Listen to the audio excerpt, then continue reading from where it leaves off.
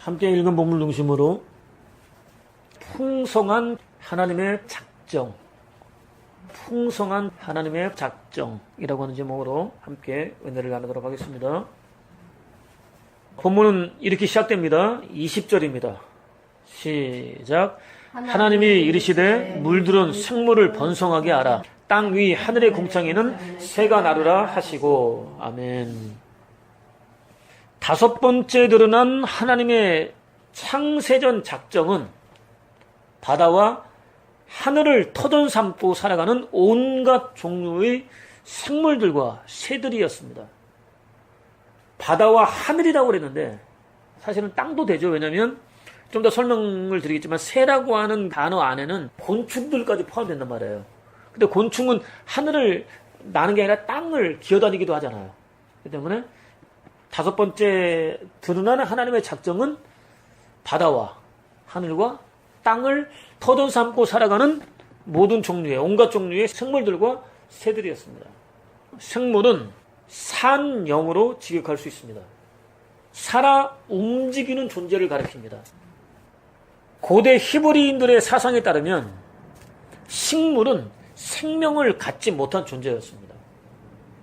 한 번 잡은 자리에 뿌리를 내리고 나면 죽을 때까지 떠나지 않고 지키기 때문입니다. 물론 눈으로 확인할 수 있는 곧 나타난 현상으로 볼 때만 그렇습니다.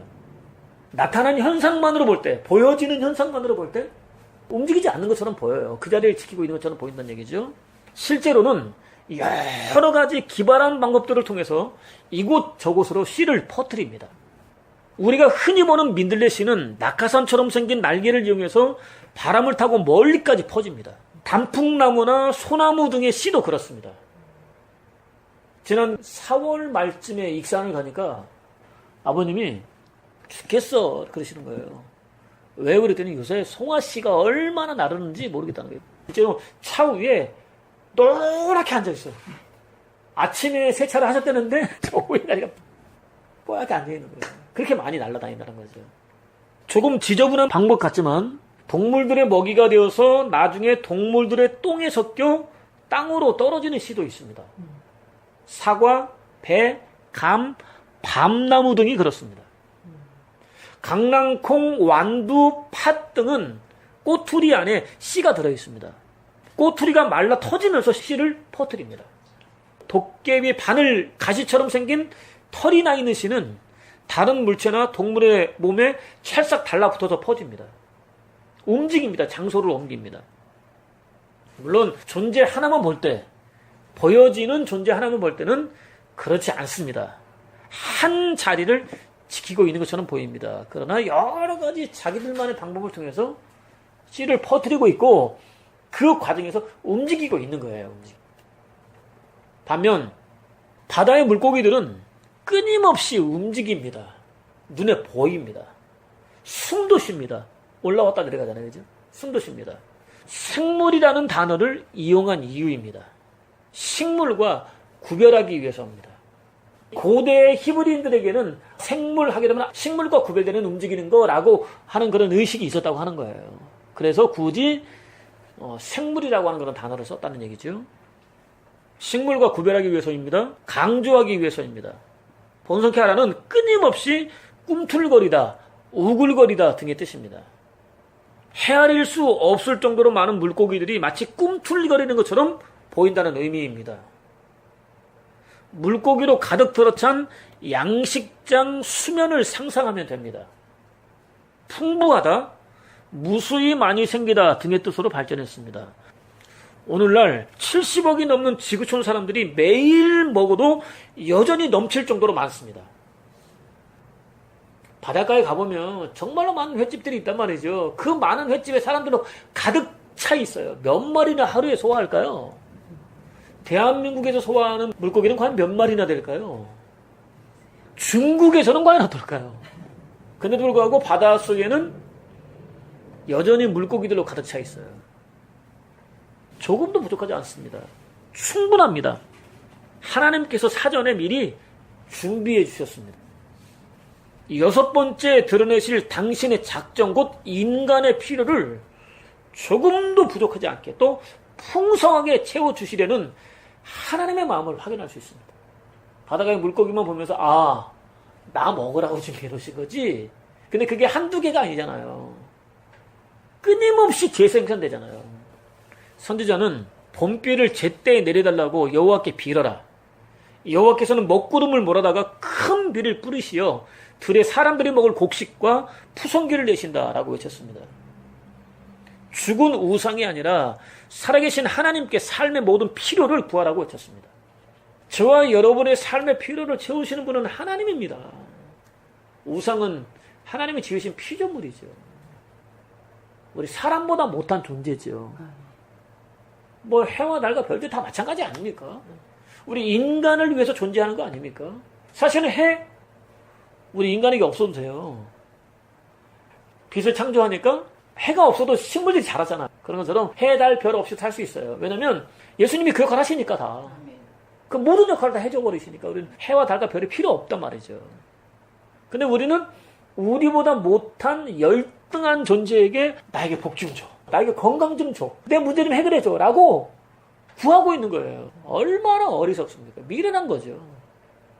시인은 여호와는 나의 목자 아쉬울 것 없어라. 푸른 풀밭에 누워 놀게 하시고 잔잔히 흐르는 물가에 이끌어 쉬게 하시니 지쳤던 이 몸에 생기가 넘친다. 그 이름 목자시니 언제나 고든 길로 인도해 주시리. 나 비록 음산한 죽음의 골짜기를 지나게 될지라도 내 곁에 주님 계시니 조금도 무서울 것 없어라. 막대기와 지팡이로 인도해 주시니 걱정할 것 없어라. 원수들 보라는 듯 상을 차려주시고 기름 부어 머리에 발라주시니 내 잔이 흘러 넘친다. 한평생 은혜와 복에 겨워 사는 이 몸 영원히 주님 집에 거하리라 라고 노래했습니다. 자신의 삶에 하나님의 임재, 하나님의 보호, 하나님의 공급이 넘치고 있다고 노래했습니다. 실제로 하나님은 목자이십니다. 언제 어디서든 사랑하는 당신의 백성들 가운데 임재하십니다. 오늘 이 자리에 성령으로 함께 계십니다. 우리를 지켜보고 계십니다. 우리 형편과 사정을 낱낱이 알고 계시고 하나를 채워야 하실지 두 개를 채워야 하실지 우리보다 더 잘하십니다. 우리는 하나라도 더 받기 원하잖아요.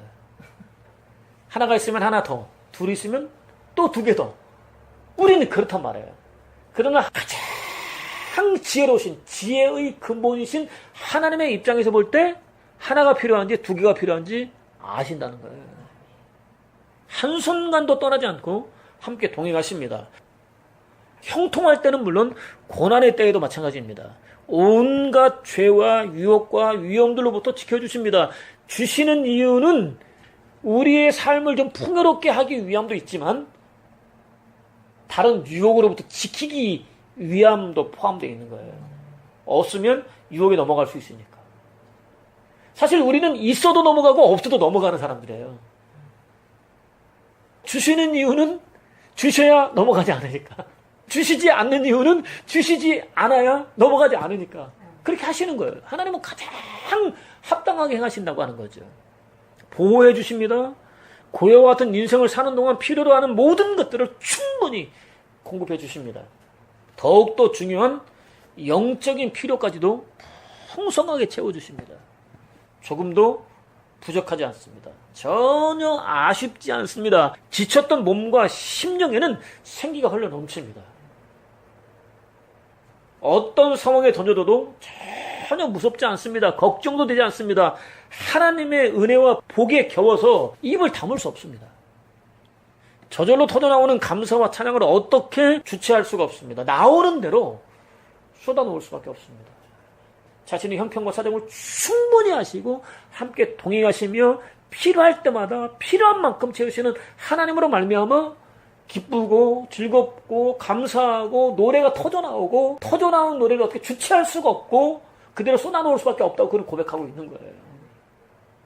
부럽지 않나요? 그렇게 살고 싶지 않나요? 하나님으로 충만하면 된다는 거잖아요. 이렇게 놀라운 은혜와 복을 부어주시는 데에는 다 그만한 이유가 있습니다. 사실 하나님은 밀당도 잘하세요. 전문가시죠. 그렇게 하시는 데에는 분명한 이유가 있습니다. 저와 여러분을 친히 창조해 주셨기 때문입니다.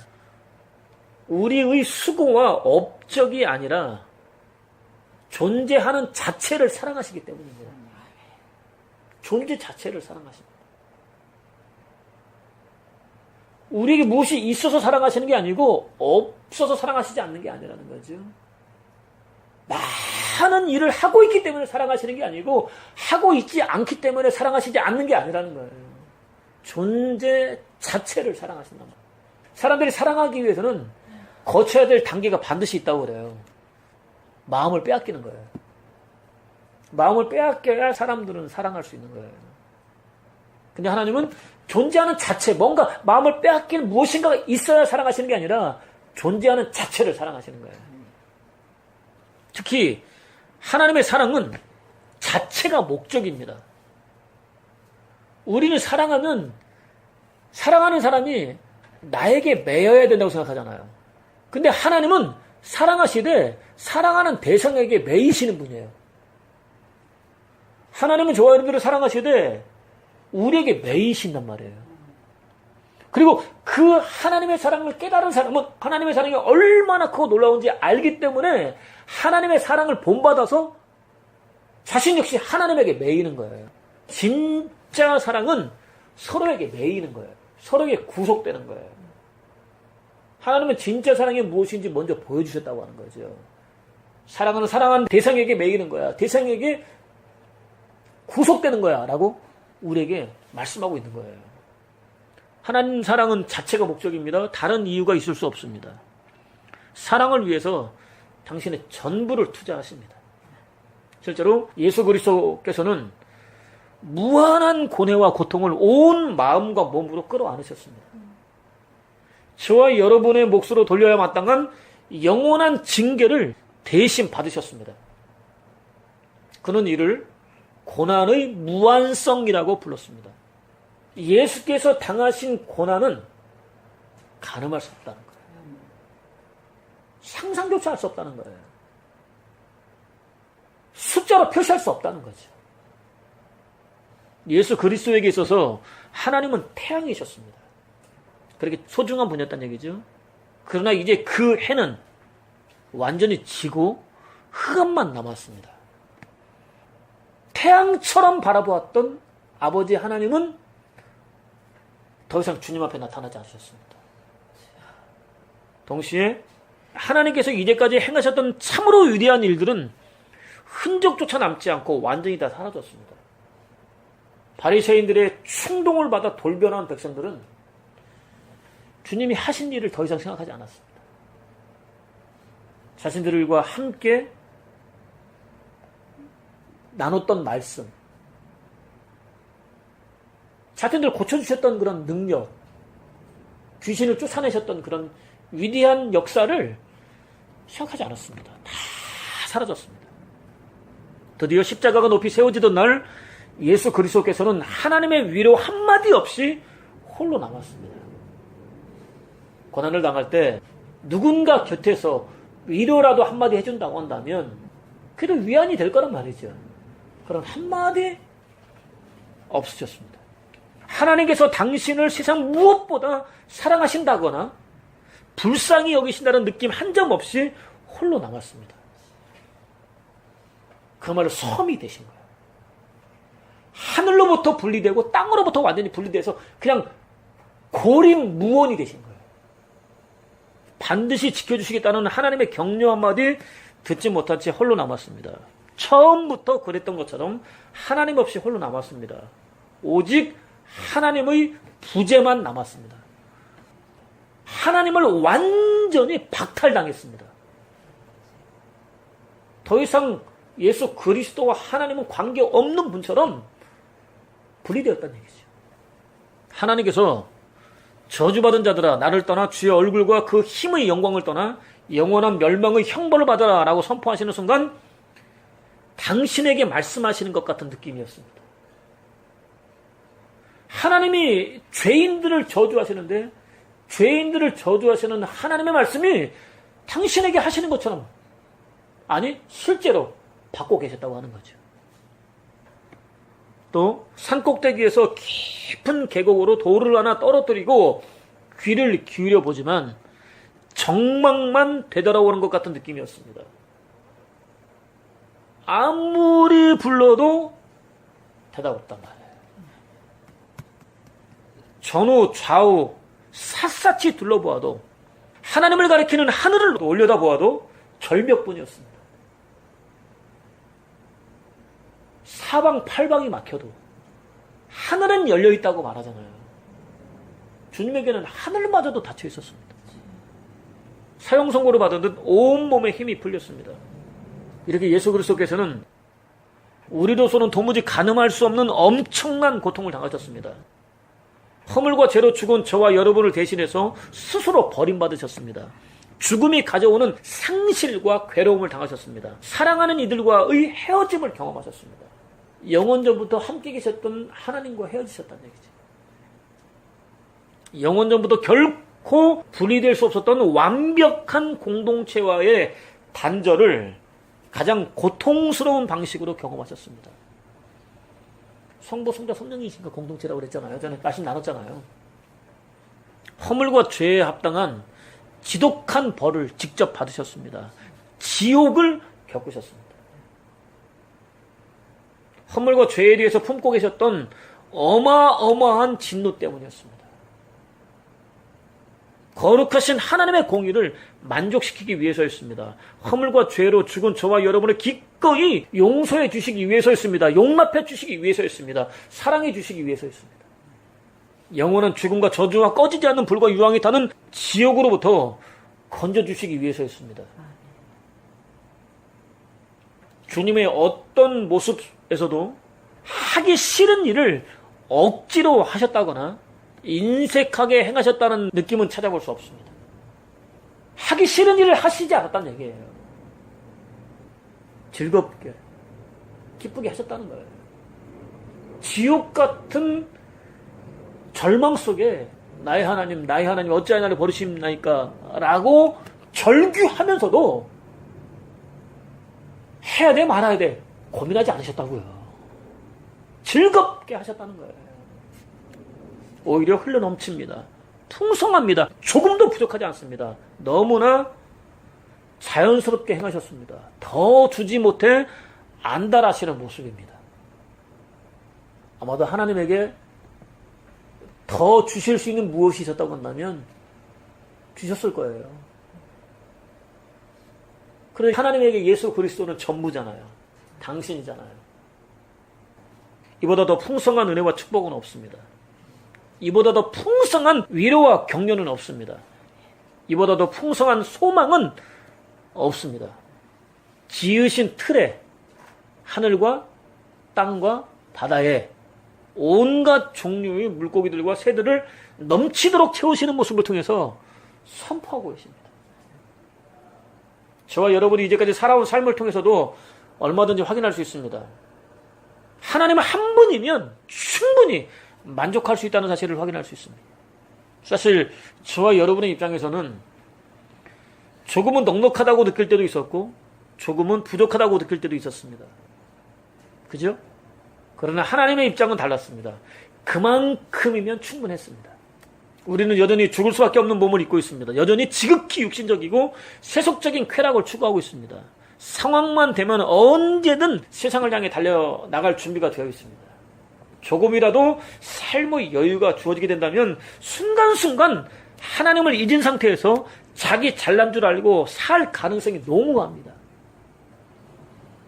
이제까지 받아 누린 것만큼만 주어져야 하나님을 믿고 의지하며 살 수 있습니다. 그렇기 때문에 하나님을 떠나지 않고 하나님 한 분만 바라보고 하나님 한 분만 믿고 하나님 한 분만 의지하고 하나님께 저와 여러분의 전부를 맡길 수 있을 만큼만 주신 것은 은혜입니다. 감당할 수 있을 만큼 조금 넉넉하게 주셨을 때도 은혜고 조금 모자라게 주셨을 때도 은혜입니다. 더할 나위 없는 은혜입니다. 우리 신앙은 바로 이 경지까지 올라가야 합니다. 그녀의 부모는 모두 술로 인생을 망쳤습니다. 그녀가 3살 되었을 때 이혼했습니다. 함께 살게 된 어머니는 나름 최선을 다했지만 점점 술을 의지했습니다. 폭음과 주사가 일상이었습니다. 어떤 경연대회에 나가서 떨어지거나 어머니가 마시려고 미리 준비해 두었던 술을 버린 날은 번번이 집에서 쫓겨났습니다. 얼마나 답답했으면 그 술을 버렸을까요? 지옥 같은 삶이 반복되었습니다. 17살 때 변함없는 하나님의 사랑을 알게 되었습니다. 새로운 삶을 살 수 있겠다는 소망을 갖게 되었습니다. 6살 많은 남자와 결혼했습니다. 행복은 그리 오래가지 않았습니다. 이제는 폭력이 일상이 되었습니다. 개줄로 맞고 목이 졸려지고 배를 걷어차이기도 했습니다. 지옥 같은 어머니와의 삶을 청산하고 새롭게 살아보려고 했는데 새롭게 시작된 삶도 지옥이었다는 얘기죠. 아버지를 찾았습니다. 보호와 돌봄은커녕 성폭행이 돌아왔습니다. 더 이상 살고 싶지 않았습니다. 자살을 시도했지만 실패했습니다. 고래고래 소리를 지르면서 하나님을 원망했습니다. 도대체 제 인생의 하나님은 무엇입니까? 저에게 관심이나 있는 겁니까? 하나님의 사랑이 변함없고 영원하다는 사실을 깨달아 알게 된 이후로 한 번도 하나님을 떠나지 않았는데 하나님은 그런 사랑을 보여주시지 않는 것처럼 느껴진단 말이에요. 그래서 고래고래 소리를 지르면서 하나님께 원망을 했습니다. 자신의 사정을 충분히 털어놓을 수 있는 잠잠히 들어주는 한 남자 집사를 만났습니다. 사랑에 빠졌습니다. 하나님께서는 아이 셋을 선물로 주셨습니다.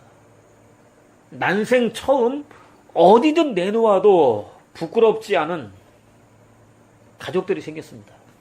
기뻤습니다. 행복했습니다. 그러나 이 행복도 그리 오래가지는 않았습니다.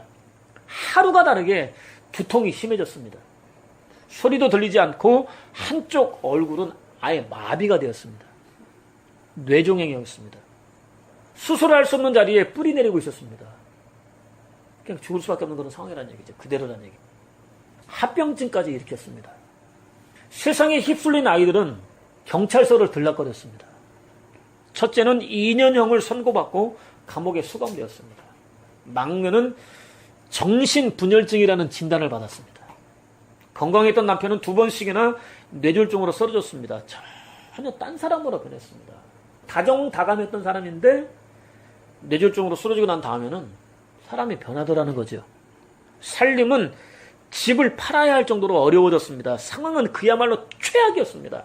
완전히 거덜이 났다는 표현이 딱 어울렸습니다. 절대 절망이었습니다. 저와 여러분들이 만난 상황들은 어떤가요? 저와 여러분이 이런 상황 속에 던져진다고 한다면 어떻게 반응할 것 같습니까? 그때도 지금처럼 하나님 잘 믿고 사람들에게 내가 믿는 하나님 믿어보라고 말할 수 있을까요? 그때 전혀 예상하지 못했던 도무지 이해하기 어려운 받아들이기도 어려운 은혜가 있습니다. 자신이 이제까지 살아오면서 경험했던 유무형의 모든 일들이 하나님께서 치밀하게 계산하셔서 허락하셨을지도 모른다는 생각이 밀물처럼 밀려왔습니다. 놀라운 깨달음이었습니다. 이제까지 한 번도 생각해보지 못한 깨달음이었습니다. 도무지 부인할 수 없는 확신으로 자리를 잡았습니다. 어떤 상황도 저주와 고난이 아니라 오히려 선물이라는 확신으로 발전했습니다. 첫째는 감옥에 들어가 있고 막내는 정신분열증이고 남편은 뇌졸중으로 쓰러져서 이상한 사람이 되어버렸는데 당장 끼니를 걱정해야 될 정도로 형편이 어려워졌는데 그 상황을 하나님께서 계획하셨고 계산하셨고 자기에게 주셨다고 하는 확신, 이것은 고난이 아니고 저주가 아니고 선물이라는 확신이 밀려왔단 말이에요.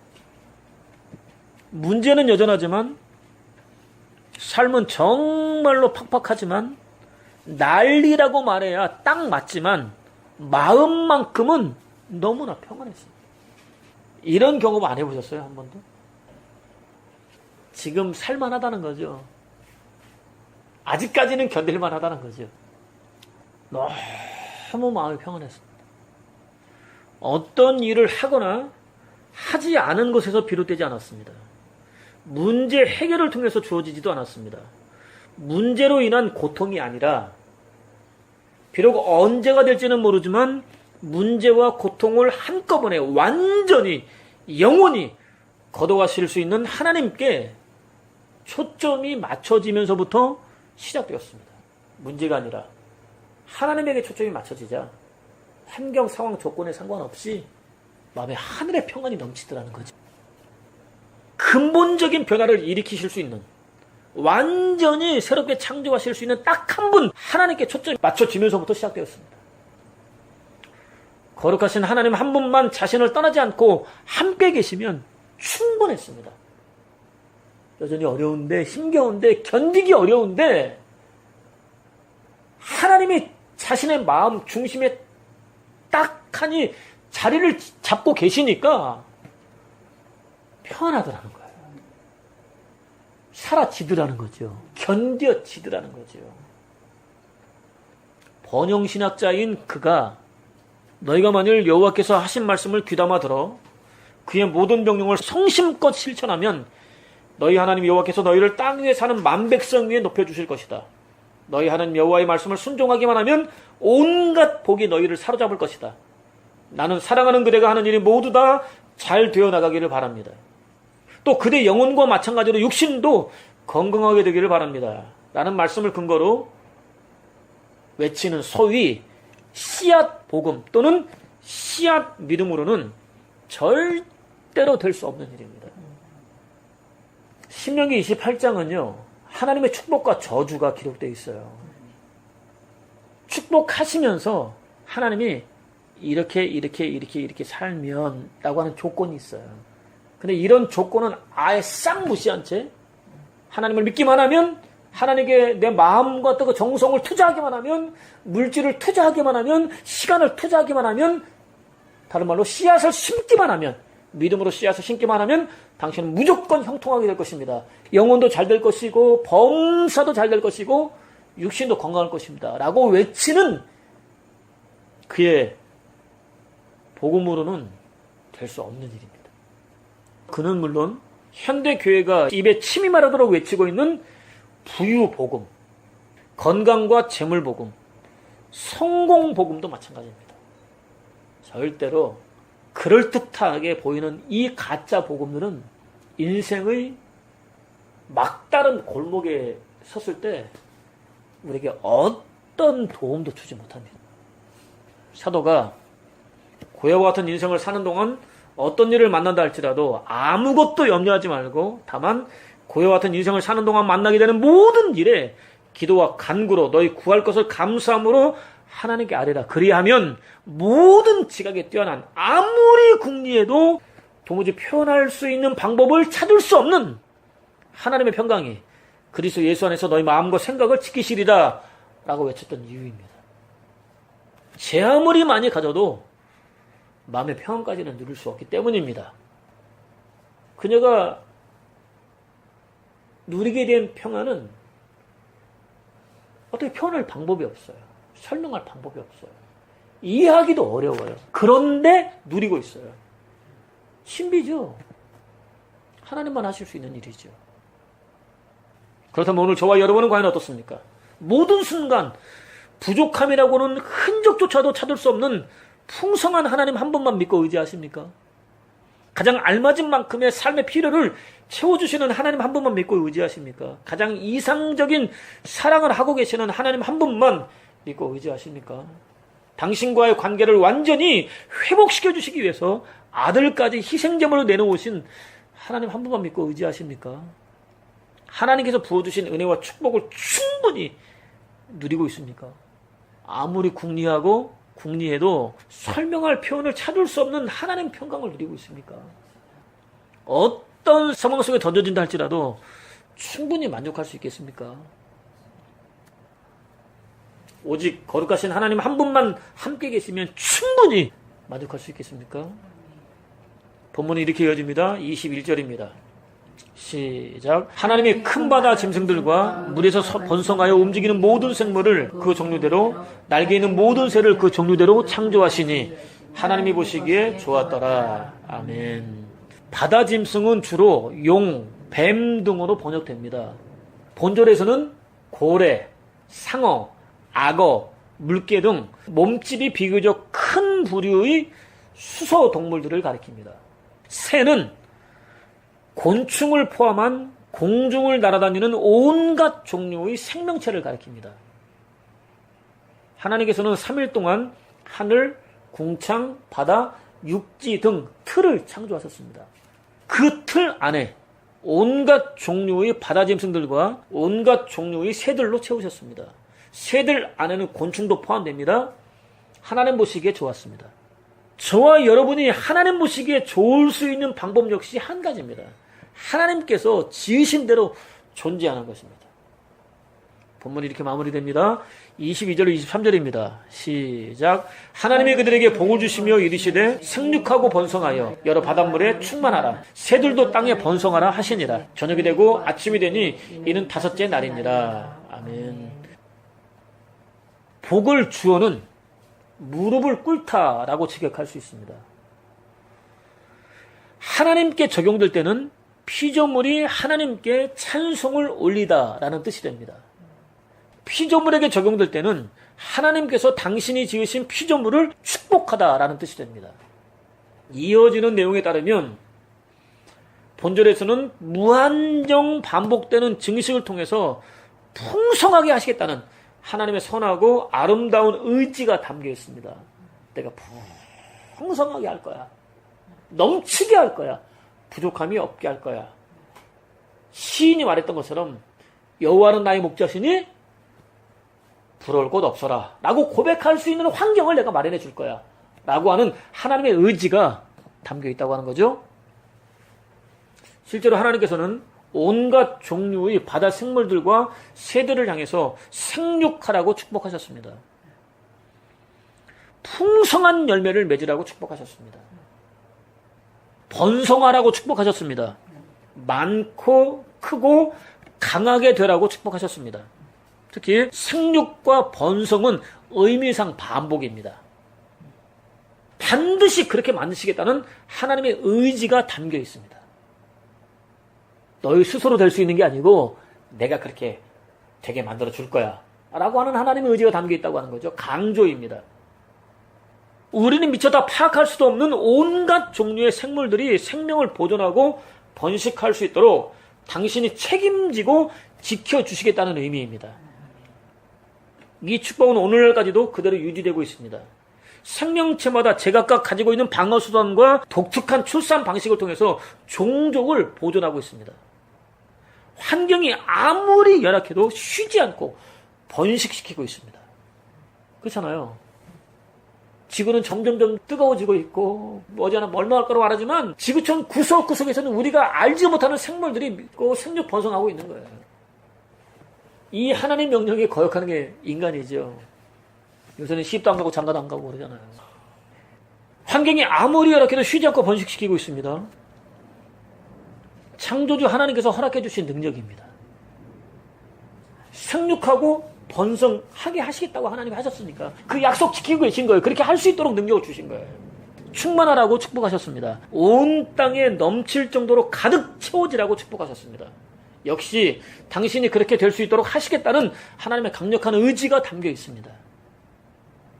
생육과 번성과 충만의 기원이 하나님이라는 사실을 확인할 수 있습니다. 저와 여러분들이 충분히 만족할 수 있는 삶을 살 수 있는 비결은 딱 한 가지예요. 하나님이라고 하는 거예요. 이렇게 5째 날 창조가 마무리되었습니다. 하나님께서 틀을 만드셨습니다. 내용물을 넘치도록 충만하게 채우셨습니다. 보시기에 좋은 상태로 만드셨습니다. 이는 새 창조를 위한 모형입니다. 창조는 새 창조를 위한 모형이라고 그랬어요. 5번째 날 창조도 모형입니다. 실제로 틀은 하나님 나라입니다. 온갖 종류의 생물들은 하나님 백성입니다. 저와 여러분입니다. 하나님께서는 당신 나라가 새롭게 창조된 백성들로 가득 채워지기를 바라십니다. 우리의 수고, 노력, 애씀, 희생, 헌신, 피, 눈물, 땀 등으로는 어림도 없습니다. 창세전부터 작정하신 하나님만 완성하실 수 있습니다. 손 놓고 아무것도 하지 말라는 의미가 아닙니다. 하되 우리가 한다고 하지 말라는 의미입니다. 하나님만 이루실 수 있다는 의미입니다. 누구든지 그리스도를 믿으면 새 사람이 됩니다. 낡은 것은 사라지고 새 것이 나타났습니다라는 사도의 외침대로 예수 그리스도의 나타나심을 통해서 이미 시작되었습니다. 저와 여러분들은 새롭게 창조되었습니다. 특히 틀은 또 하나님의 성전입니다. 여러분은 그리스도의 것이고 그리스도는 하나님의 것입니다. 여러분의 몸이 그리스도의 지체라는 것을 알지 못합니까? 여러분의 몸은 하나님께로부터 받은 성령이 거하시는 성전이라는 사실을 모르십니까? 라는 말씀에 따르면 저와 여러분입니다. 생육해야 합니다. 저와 여러분 역시 생육해야 합니다. 풍성한 영혼의 열매를 맺어야 합니다. 번성해야 합니다. 아무리 열악한 환경이 주어진다 할지라도 새로운 영혼을 낳아야 합니다. 충만해야 합니다. 새롭게 거듭난 영혼들로 온 땅을 채워야 합니다. 불가능해 보입니다. 뜨거운 뙤약볕이 내리쬐이는 여름은 물론 차가운 바람이 휘몰아치는 겨울에도 거리로 나가서 복음을 전해보지만 열매를 맺기란 하늘의 별을 따기만큼이나 어렵기 때문입니다. 가족들조차도 변화시키지 못했기 때문입니다. 포기하기에는 이릅니다. 다른 보혜사로 오신 성령께서 붙잡아 주시기만 한다면 얼마든지 가능한 일이기 때문입니다. 하나님께서 당신이 하시겠다는 의지를 선포하셨습니다. 하나님이 하시겠다는 거예요. 저와 여러분들이 하나님께 붙들림을 당하기만 하면 하나님께서 생육과 번성과 충만할 수 있도록 역사하시는 거예요.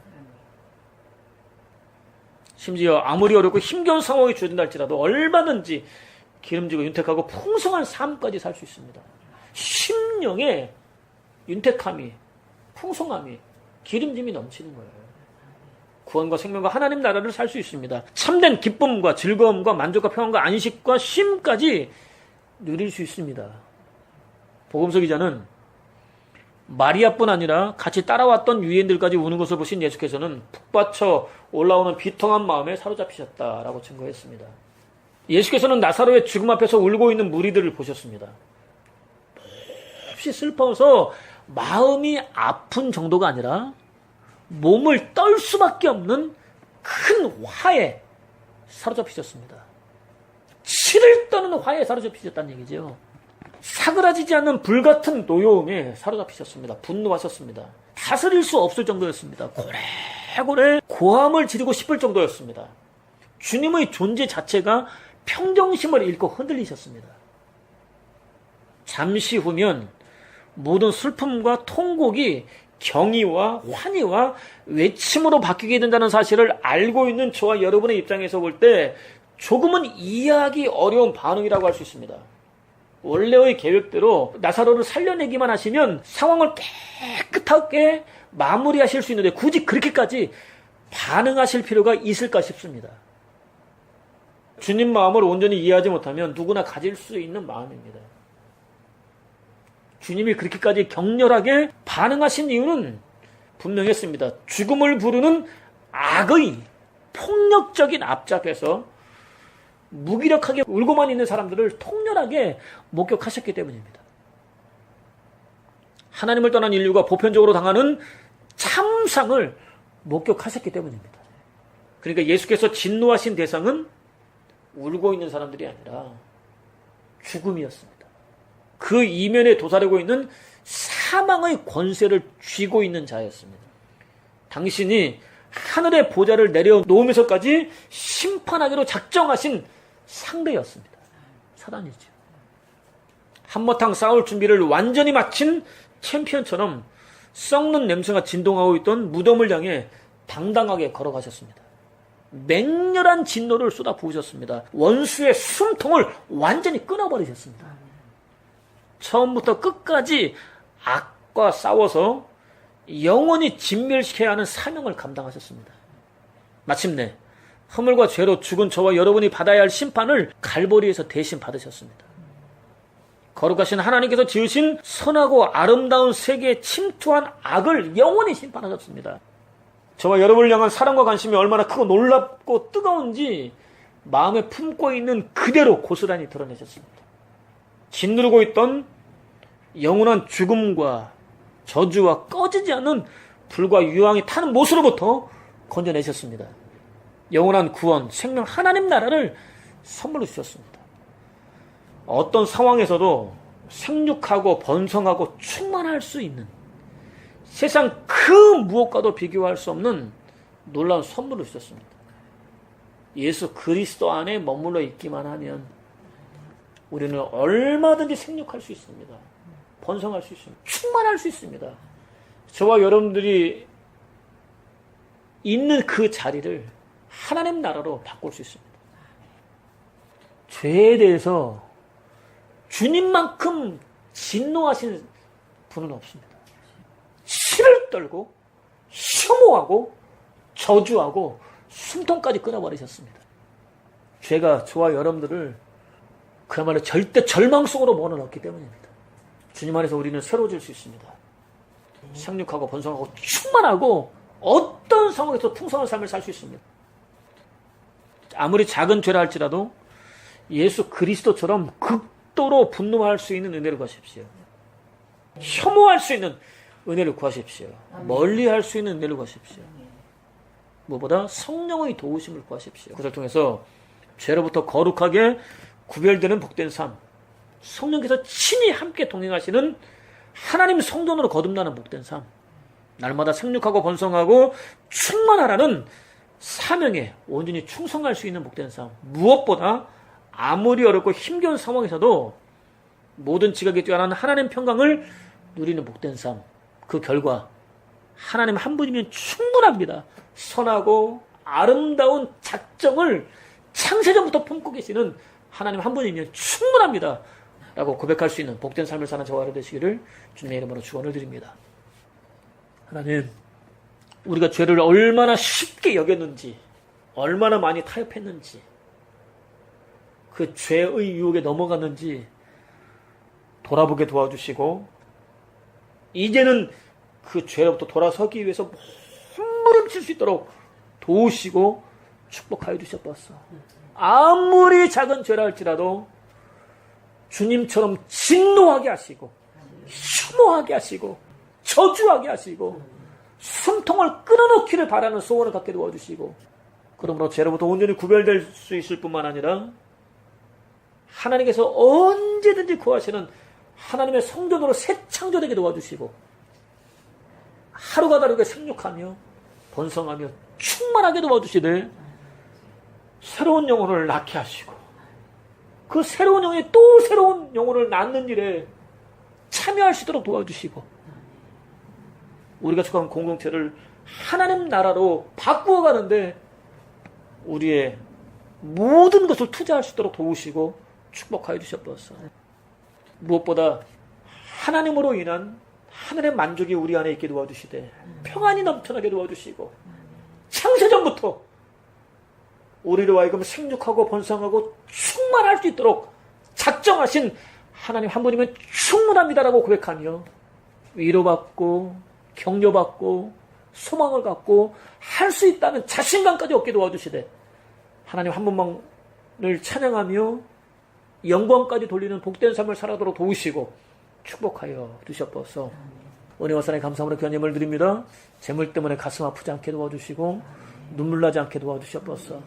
특별한 은혜를 부어주시되 주셔도 감사하고 조금 모자라게 주셔도 감사할 수 있는, 넉넉하게 주셔도 감사하고 모자라게 주셔도 감사할 수 있는, 바로 그 상황 속에 주님께 충성할 수 있는 은혜를 주시되 꾸지 않게 하시고 아쉽게 빌리지 않게 도와주시고 구걸하지 않게 도와주시고 오히려 나눠주고 꿔주고 베풀며 구제하며 선교하며 살아가도록 도우시고 축복하여 주셨소서. 이 물질을 씌워드리면서 하나님의 영이 드러나게 도와주시고 예수 그리스도의 복음이 증거되게 도와주시되 천하보다 귀한 영혼들이 구원받아 하나님의 생명의 자리로 나올 수 있도록 도우시고 축복하여 주셨소서. 생육하고 번성하며 충만하게 되는 그야말로 귀한 재물로 쓰여지도록 도우시고 축복하여 주셨소서. 이제는 우리 구주 예수 그리스도의 놀라우신 은혜와 아버지 하나님의 극진하신 사랑하심과 보혜사 성령님의 내주하시며 교통하시며 축복하시는 은총이 창세전부터 생육하고 번성하고 충만하게 하시려고 작정하신 하나님 한 분이면 충만합니다 라고 고백하며 살기를 소원하는 사랑하는 성도들 머리 위에 가정생활 범사 장래 위에 영원토록 함께 계시기를 간절히 축원하옵나이다.